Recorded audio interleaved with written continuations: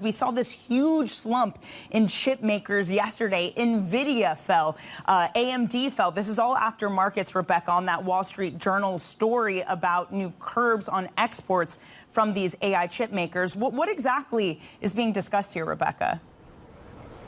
Well, there's two sort of main components to this. The first is that the US may be extending the curbs on, these so-called less capable chips. Now, these so far have just required a license from the Commerce Department. But the talk now from the journal, citing sources, is that the curbs that we've seen, the sections we've seen, may now be extended to these type of chips too. Now, these are particularly used in generative AI technologies, things like ChatGPT. And Nvidia had focused on designing more of these types of chips this year. So, and just for a bit more context as well, Nvidia, about a fifth of its revenue from China. So those two reasons really why Nvidia is taking the brunt of the hit here that we're seeing. And then the second part is that US may also be looking to limit cloud service to Chinese AI technologies. Now that potentially covers quite a broad range of firms and may be an attempt to sort of try and tackle this issue of dual use technology. A lot of Chinese technology that goes into military, for example, originally starts its life in the private sector